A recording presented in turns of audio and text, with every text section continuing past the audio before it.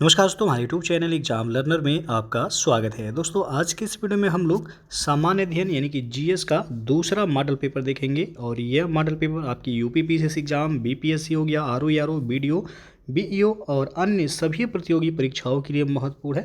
तो ये आपका यूटेरिया बुक का जो 5000 प्लस क्वेश्चन का जो सेट है इसका दूसरा मॉडल पेपर है। इसके पहले हम लोग पहला मॉडल पेपर देख चुके हैं, तो जो लोग नहीं देखें आप चैनल के प्लेलिस्ट में जाइएगा, वहाँ से आपको वीडियो मिल जाएगा। तो वीडियो को आप लोग लाइक शेयर कर दीजिएगा। चैनल पे पहली बार आए हैं तो चैनल को सब्सक्राइब कर लीजिएगा, बेल आइकन को प्रेस कर लीजिएगा, जिससे आने वाले अगले वीडियो का नोटिफिकेशन आपको पहले मिलता रहे। और इसका PDF आपको हमारे टेलीग्राम चैनल पर मिल जाएगा, नीचे डिस्क्रिप्शन में उसका भी लिंक दे दिया गया, वहाँ से ज्वाइन करके आप PDF डाउनलोड कर सकते हैं। तो आइए देखते हैं आज का मॉडल पेपर। पहला प्रश्न है, निम्न में से कौन सा मूल अधिकार केवल भारतीय नागरिकों को ही प्राप्त है? तो ऑप्शन आप देख सकते हैं, पूछा गया कि कौन सा मूल अधिकार है जो केवल और केवल भारतीय नागरिक को ही प्राप्त है। तो यहाँ पे अनुच्छेद 15 में जो प्रदत्त मूल अधिकार है वो भारतीय नागरिक को केवल है, विदेशी नागरिक को नहीं है। अनुच्छेद 16 और अनुच्छेद 19 में तीनों में जो प्रदत्त मूल अधिकार है वो केवल और भारतीय को जो ये प्राप्त मौलिक अधिकार है, विदेशियों को नहीं ये अधिकार दिए गए हैं। आपको पता होगा कि मूल अधिकार जो है संविधान के भाग 3 में है और अनुच्छेद देखा जाए तो अनुच्छेद 12 से 35 के बीच में मूल अधिकारों का वर्णन दिया गया है। तो यहाँ पे उपर्युक्त सभी डी ऑप्शन सही हो जाएगा। ये जितने अधिकार दिए गए हैं 15, 16 और 19 में वह केवल और केवल भारतीय नागरिकों को ही प्राप्त मूल अधिकार हैं। दूसरा प्रश्न, निम्न कथन पर विचार करें। पहला है इसमें कि राज्यसभा के सदस्यों का कार्यकाल 4 वर्ष का होता है। दूसरा दिया गया यहाँ पे राज्यसभा सदस्य के लिए कम से कम 35 वर्ष आयु होना आवश्यक है। और तीसरा है राज्यसभा अस्थायी सदन है, लेकिन इसके 1/4 सदस्य प्रति दूसरे वर्ष पद मुक्त हो जाते हैं। तो उपरोक्त कथनों में से कौन सा कथन गलत है? तो यहाँ पे जो है आप देख सकते हैं कि ये ऑप्शन यहाँ पे केवल एक गलत है। राज्यसभा के सदस्यों का कार्यकाल दिया है 4 वर्ष का नहीं होता, इनका कार्यकाल जो है 6 वर्ष का होता है। और बाकी जो है सभी यहाँ पे सही हैं। राज्यसभा सदस्य के लिए कम से कम 35 वर्ष आयु होना आवश्यक है। और तीसरा दिया है कि राज्यसभा अस्थायी सदन है, लेकिन इसके 1/4 सदस्य जो प्रति दूसरे वर्ष जो है वो पद मुक्त हो जाते हैं। तो गलत कौन सा है पूछा है आपसे, केवल एक गलत है यहाँ पे, तो ये ऑप्शन यहाँ पे सही हो जाएगा। तीसरा प्रश्न है, धन विधेयक को राज्यसभा अधिकतम कितने दिनों तक रोक के रख सकती है? तो यह 14 दिन तक, ये ऑप्शन यहाँ पे सही हो जाएगा। धन विधेयक को राज्यसभा द्वारा अधिकतम 14 दिन तक उसे वह रोक के रख सकती है। और अगला प्रश्न देखते हैं कि कोई व्यक्ति उच्च न्यायालय का न्यायाधीश नियुक्त होने का पात्र होगा जब वह, पहला है कि भारत राज्य क्षेत्र में कम से कम 10 वर्षों तक न्यायिक पद धारण किया हो या लगातार 10 वर्ष तक उच्च न्यायालय या न्यायालयों में अधिवक्ता रहा हो। और दूसरा है उसकी आयु कम से कम 35 वर्ष हो। तो उपरोक्त कथन में कौन सा सही है? तो यहाँ पे जो है आपका जो सही ऑप्शन हो जाएगा, ये ऑप्शन यहाँ पे आपका सही है कि केवल एक, कि भारत राज्य क्षेत्र में कम से कम वह 10 वर्षों तक न्यायिक पद धारण किया हो या लगातार 10 वर्ष तक उच्च न्यायालय या न्यायालयों में अधिवक्ता रहा हो, तो वह उच्च न्यायालय का न्यायाधीश जो है नियुक्त हो सकता है। तो केवल एक सही है, दूसरा इसमें सही नहीं है। उसकी आयु जो है कम से कम 35 वर्ष हो, ये आपका गलत है यहाँ पे। अगला क्वेश्चन देखते हैं कि वित्तीय आपात उद्घोषणा का अनुमोदन करने वाले संकल्प सदन के दोनों सदनों द्वारा कितने माह के भीतर होना चाहिए? तो यह 2 माह के भीतर होना चाहिए। यहाँ पे सी ऑप्शन सही हो जाएगा। वित्तीय आपात आपको पता होगा कि यह अनुच्छेद 360 में इसका वर्णन है वित्तीय आपात का, लेकिन भारत में अभी भी एक भी बार वित्तीय आपात नहीं लगा है। तो यहाँ पे पूछा है कि वित्तीय आपात उद्घोषणा का अनुमोदन करने वाले संकल्प सदन के दोनों सदनों द्वारा कितने माह के भीतर होना चाहिए? तो 2 माह के भीतर होना चाहिए। भारत में पहली बार केंद्र सरकार के विरुद्ध लोकसभा में अविश्वास प्रस्ताव कब लाया गया था? तो यह प्रस्ताव लाया गया था 1963 में। यहाँ पे बी विकल्प सही है। राज्य के नीति निर्देशक तत्वों के प्रवर्तन के लिए किस अनुच्छेद में उपबंध किया गया है? तो यह अनुच्छेद 37 में उपबंध किया गया। ये ऑप्शन सही हो जाएगा। यदि राज्य के नीति निर्देशक तत्वों की बात करें तो भाग 4 में इसका वर्णन है और आर्टिकल 36 से 51 यानी कि अनुच्छेद 36 से 51 के बीच नीति निर्देशक तत्वों का वर्णन किया गया है। तो इसमें अनुच्छेद 37 में है कि नीति निर्देशक तत्वों के प्रवर्तन के संबंध में। अगला क्वेश्चन अब देखते हैं कि चेलैया समिति का गठन किस वर्ष किया गया था? तो यह समिति 1991 में गठित की गई थी। यहाँ पे बी ऑप्शन सही हो जाएगा। निम्न में से किस क्रांति का संबंध कोको उत्पादन या चमड़ा उत्पादन से है? तो यहाँ पे आपका ये ऑप्शन सही हो जाएगा। भूरी क्रांति का संबंध जो है कोको उत्पादन या चमड़ा उत्पादन से संबंधित है। ये ऑप्शन सही है। एक धन जो आसानी से विदेश से आता है लेकिन आसानी से चला जाता है, इसे इस प्रकार से जाना जाता है। तो यह जाना जाता है हॉट मनी के नाम से। यहाँ पे डी विकल्प सही हो जाएगा। गन्ने का उचित और पारिश्रमिक मूल्य FRP अनुमोदित करता है किसको? तो यह आर्थिक मामलों पर कैबिनेट समिति को। ये ऑप्शन यहाँ पे सही होगा। असहयोग आंदोलन में कौन सा कार्यक्रम शामिल नहीं है? तो असहयोग आंदोलन की बात करें तो 1 अगस्त 1920 से यह शुरू हुआ था आंदोलन महात्मा गांधी के द्वारा। तो कौन सा कार्यक्रम इसमें शामिल नहीं है? तो सरकारी वाहनों से यात्रा करने पर पाबंदी इसमें शामिल नहीं है। डी ऑप्शन सही है यहाँ। दांडी मार्च की समाप्ति किस तिथि को हुई थी? तो दांडी मार्च की समाप्ति जो हुई थी वह 6 अप्रैल 1930 को गांधी जी द्वारा दांडी पहुंचकर नमक कानून को जो है भंग किया गया था। अगला क्वेश्चन है गांधी के जीवन काल में घटी निम्न घटनाओं का कालक्रम सही नहीं है, कौन सा? तो चौरी चौरा घटना 5 फरवरी 1922 को सही है। कहीं कहीं आपको 4 फरवरी भी मिलेगा। तो ऑप्शन में जो एक ही दिया रहेगा, या तो 4 फरवरी या 5 फरवरी। तो आपका यहाँ पे सही है। द्वितीय गोलमेज सम्मेलन 7 सितंबर 1931 को हुआ था। कुल 3 गोलमेज सम्मेलन हुए थे 1930, 1931 और 1932 में। तो दूसरा गोलमेज सम्मेलन हुआ था 7 सितंबर 1931 को और पूना समझौता हुआ था 24 सितंबर 1932 को गांधी जी और भीमराव अंबेडकर के बीच। ये भी सही है। भारत छोड़ो आंदोलन जो है यहाँ पे इसकी शुरुआत जो हुई थी 23 मार्च 1942 दिया। ये आपका गलत हो जाएगा। 8 अगस्त 1942 को भारत छोड़ो आंदोलन की शुरुआत हुई थी बम्बई महाराष्ट्र से। तो यहाँ पे डी ऑप्शन सही नहीं है। आज़ाद हिंद फौज के साथ सुभाष चंद्र बोस ने सिंगापुर में स्वतंत्र भारत की अस्थायी सरकार का गठन कब किया? तो उन्होंने किया था 21 अक्टूबर 1943 को। बी ऑप्शन यहाँ पे सही होगा। सती प्रथा का उन्मूलन किया गया था तो 1829 के नियम 17 के द्वारा यह किया गया था और विलियम बेंटिक के समय में सती प्रथा का उन्मूलन किया गया। बी ऑप्शन यहाँ पे सही हो जाएगा। वहाबियों के विद्रोह को कुचलने का श्रेय किस गवर्नर जनरल को जाता है? तो यह श्रेय जाता है लॉर्ड एल्गिन प्रथम को। यहाँ पे बी ऑप्शन सही है। और त्रिपक्षीय संघर्ष में निम्न में से कौन सा राजवंश शामिल नहीं था? तो इसमें देखा जाए तो पल्लव राजवंश इसमें शामिल नहीं था। सी ऑप्शन सही हो जाएगा। और सिंधु घाटी सभ्यता के अंतर्गत शवों को दफनाने के अवशेष मिले हैं। इसमें शवों के सिर किस दिशा में रखे मिले हैं? तो उत्तर दिशा में जो शव थे उनके सिर रखे हुए मिले हैं सिंधु घाटी सभ्यता में। ये ऑप्शन यहाँ पे सही हो जाएगा। किस बौद्ध संगीत में बौद्ध धर्म का 2 संप्रदायों में विभाजन हो गया था? तो पहले वाले सेट में आपको बताया गया था कि चतुर्थ बौद्ध संगीति जो हुआ था कनिष्क के शासनकाल में और यह हुआ था कुंडलवन कश्मीर में।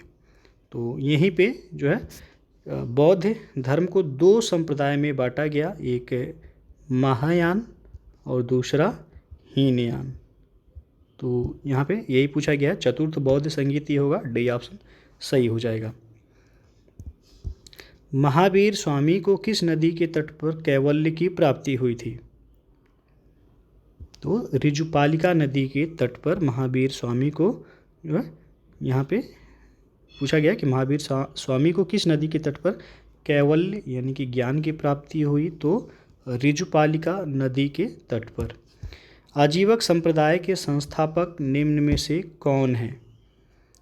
तो आजीवक संप्रदाय हमेशा पूछा था एग्जाम में, मक्खली पुत्र गोसाल, यहाँ पे सी ऑप्शन सही हो जाएगा। मक्खली पुत्र गोसाल ये आजीवक संप्रदाय के जो है प्रतिपादक ये माने जाते हैं। यहाँ पे सी ऑप्शन सही हो जाएगा।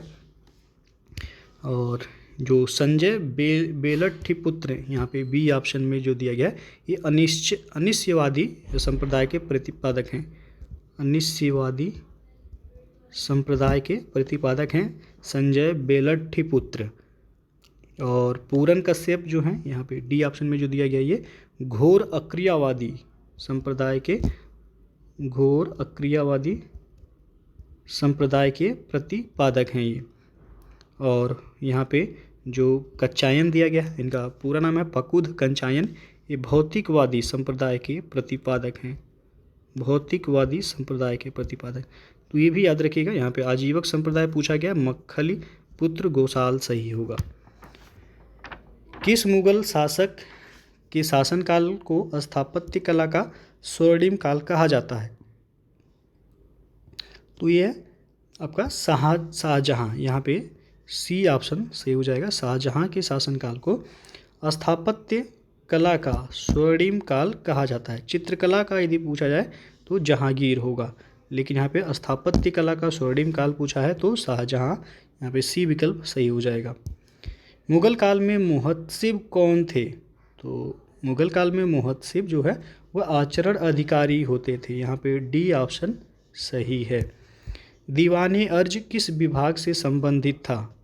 तो दीवाने अर्ज ये सैन्य विभाग से संबंधित था। यहाँ पे ए सी ऑप्शन जो है सही हो जाएगा। बसावन व दसवंत किस शासक के दरबारी चित्रकार थे? तो ये दरबारी जो चित्रकार थे अकबर के दरबार में थे। यहाँ पे बी ऑप्शन सही होगा। निम्नलिखित में कौन सुमेलित नहीं है? एक तरफ है परमाणु विद्युत गृह और दूसरी तरफ राज्य दिया गया है, कौन सा सुमेलित नहीं है इनमें? तो नरौरा जो परमाणु विद्युत गृह है यह उत्तर प्रदेश का एकमात्र है जो सही है। कुडनकुलम ये आपका कर्नाटक दिया गया, ये गलत हो जाएगा। कुडनकुलम कहाँ है? तो ये तमिलनाडु में है, तमिलनाडु का है। बाकी काकरापार गुजरात का है, तारापुर महाराष्ट्र का है। तो बी ऑप्शन यहाँ पे सुमेलित नहीं है। 38वीं समानांतर रेखा किन दो देशों के मध्य स्थित है? तो 38वीं समानांतर रेखा यह उत्तर कोरिया एवं दक्षिण कोरिया के मध्य स्थित है। यह उत्तर कोरिया और दक्षिण कोरिया को जो अलग करती है यह रेखा 38वीं समानांतर रेखा। और अगला जो यहाँ पे दिया गया है कि उत्तरी वियतनाम एवं दक्षिणी वियतनाम को कौन सी रेखा अलग करती है? तो इसको भी ध्यान दीजिएगा, 17वीं समानांतर रेखा है जो अलग करती है। और अमेरिका और कनाडा, तो अमेरिका और कनाडा को 49वीं समानांतर रेखा है जो अलग करती है या विभाजित करती है। जर्मनी एवं फ्रांस के बीच जो रेखा है वह मैगीनाट रेखा, मैगीनाट रेखा ये जर्मनी और फ्रांस को अलग करती है। इसी तरह भारत और चीन का यदि पूछा जाए, भारत और चीन का, तो भारत और चीन के बीच जो रेखा है वह है मैकमोहन रेखा। मैकमोहन रेखा भारत और चीन के बीच सीमा निर्धारण करती है। भारत पाक के बीच जो है, भारत और पाक के बीच जो सीमा रेखा है वह है रेड क्लिफ रेखा, ये भारत और पाकिस्तान के बीच है। और डूरंड रेखा जो है भारत और अफ़गानिस्तान के बीच है। तो ये रेखाओं से भी प्रश्न बनता है, याद रखिएगा। निम्न में से कौन सा एक अच्छे ईंधन का गुण नहीं है? तो अच्छे ईंधन का गुण इनमें जलने पर ज़्यादा से ज़्यादा अवशिष्ट व हानिकारक गैसों का उत्सर्जन होना चाहिए। तो ये गुण नहीं है अच्छे ईंधन का। यहाँ पे बी ऑप्शन जो है सही हो जाएगा। अगला प्रश्न है मिलान करने के लिए दिया गया है विटामिन B7। तो विटामिन B7 जो है बालों का झड़ना का कारण है। विटामिन B7 की कमी से बालों का झड़ना, ये का हो जाएगा यहाँ पे। तीसरा विटामिन B12, तो विटामिन B12 जो है ये आपका प्रणाशी अरक्ता होना है, ये बी का हो जाएगा पहला। और विटामिन ई से जो है यहाँ पे बांझपन उत्पन्न होता है। विटामिन ई, ये सी का हो जाएगा यहाँ पे चौथा, और विटामिन के जो है रक्त के थक्का जमने में यह विटामिन उत्तरदायी होता है। डी का हो जाएगा यहाँ पे दूसरा, 3-1-4-2, 3-1-4-2 यानी कि पहला ही विकल्प यहाँ पे सही है। अगला प्रश्न देखते हैं, तारों के मध्य दूरी ज्ञात करने की इकाई क्या है? तो यह गैलेक्टिक इकाई, तारों के मध्य दूरी ज्ञात करने की इकाई को हम गैलेक्टिक इकाई कहते हैं। निम्नलिखित में कौन सा रोग पुरुषों की तुलना में महिलाओं में बहुत कम होता है? तो वह वर्णांधता, यहाँ पे बी ऑप्शन सही हो जाएगा। हीमोग्लोबिन लाल रक्त कोशिकाओं के अंदर का एक प्रोटीन है और यह निम्न में से किसका वहन करता है? तो यह ऑक्सीजन का वहन करता है। काफ़ी महत्वपूर्ण प्रश्न है, पूछा भी गया है परीक्षाओं में। तो हीमोग्लोबिन आरबीसी यानी कि लाल रक्त कोशिकाओं के अंदर का एक प्रोटीन होता है जो कि ऑक्सीजन का वहन करता है, ऑक्सीजन को ले जाने में सहायक होता है हीमोग्लोबिन। किसी पदार्थ को एक अवस्था से दूसरी अवस्था में बिना तापमान में बदलाव के परिवर्तन होने के लिए आवश्यक ऊष्मा की मात्रा है? तो ये आपका गुप्त ऊष्मा, यहाँ पे डी ऑप्शन सही हो जाएगा।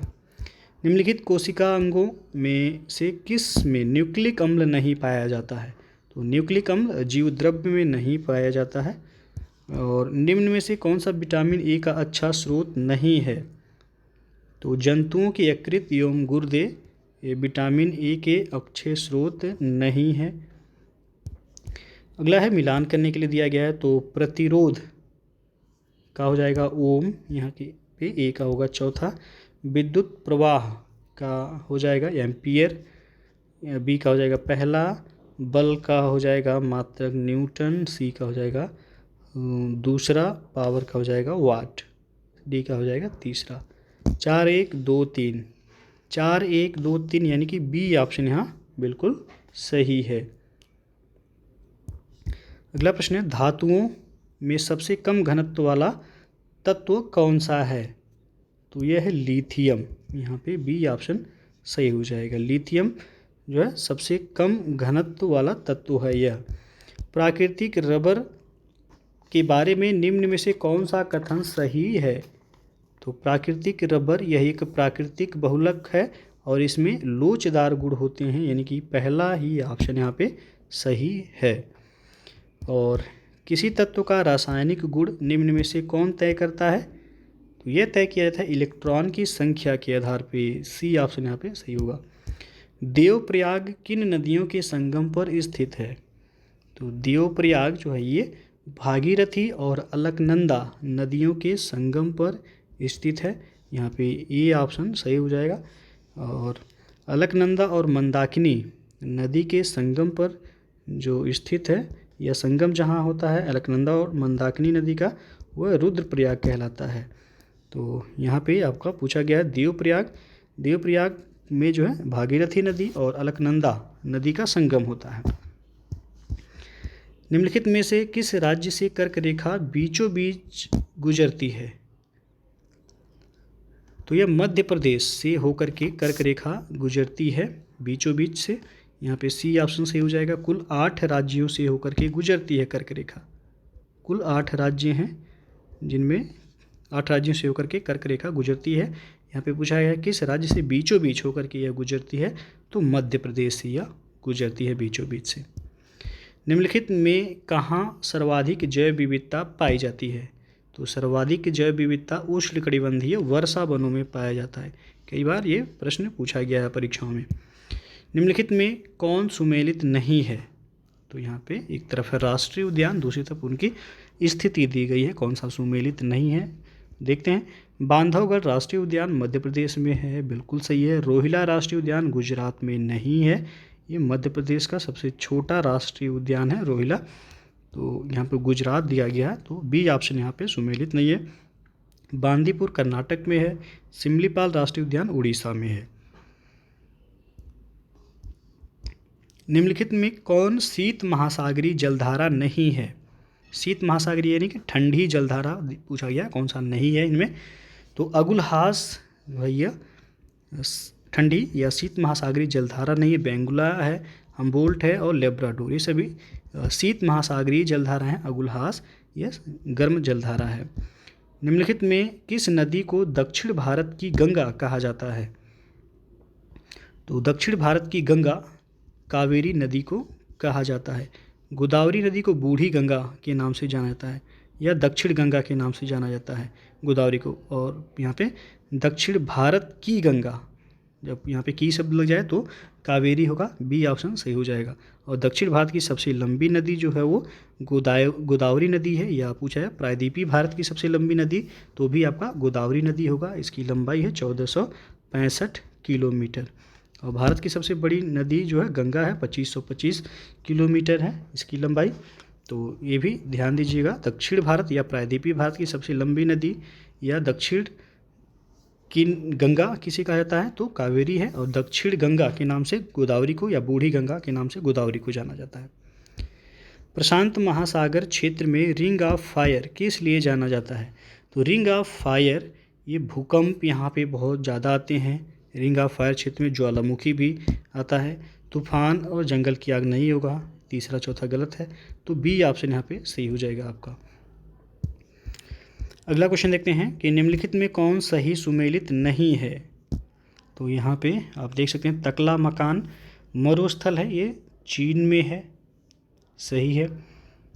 थार का मरुस्थल भारत में है। अटाकामा ये चिली में है। गिब्सन मरुस्थल अफ्रीका में नहीं है, ये आपका ऑस्ट्रेलिया में है। गिब्सन मरुस्थल कहाँ है? तो ऑस्ट्रेलिया में है यह। तो डी ऑप्शन यहाँ पे सुमेलित नहीं है। प्रतिरोधात्मक या घर्षणात्मक बेरोजगारी क्या है? तो यह व्यवसाय या रोजगार परिवर्तन की प्रक्रिया के दौरान श्रमिक या व्यक्ति का कुछ समय के लिए बेरोजगार होना क्या कहलाता है? तो प्रतिरोधात्मक या घर्षणात्मक बेरोजगारी यह कहलाता है। और अंतिम प्रश्न है आज का, न्यूनतम समर्थन मूल्य यानी कि एमएसपी के बारे में निम्नलिखित कथनों पर विचार करें। पहला दिया गया है न्यूनतम समर्थन मूल्य आर्थिक मामलों की मंत्रिमंडलीय समिति द्वारा प्रस्तावित की जाती है। दूसरा है न्यूनतम समर्थन मूल्य कृषि लागत एवं मूल्य आयोग के द्वारा अनुमोदित की जाती है। तो दोनों ही यहाँ पे सही है, आपका सी विकल्प यहाँ पे सही हो जाएगा। न्यूनतम समर्थन मूल्य किसके द्वारा जारी किया जाता है? तो यह कृषि लागत एवं मूल्य आयोग के द्वारा ये जारी किया जाता है। कई बार ये प्रश्न पूछा गया है, ध्यान दीजिएगा, बहुत ही महत्वपूर्ण है। तो दोस्तों ये था आपका दूसरा मॉडल पेपर सामान्य अध्ययन का, जो कि आपकी सभी प्रतियोगी परीक्षाओं में जिनमें भी जीएस के क्वेश्चन बनते हैं सभी के लिए महत्वपूर्ण है। तो वीडियो अच्छा लगा हो तो लाइक शेयर कर दीजिएगा। चैनल को सब्सक्राइब नहीं किए हैं सब्सक्राइब कर लीजिएगा। बेल आइकन को प्रेस कर लीजिएगा, जिससे आने वाले अगले वीडियो का नोटिफिकेशन आपको पहले मिलता रहे। तो वीडियो को पूरा देखने के लिए बहुत बहुत धन्यवाद।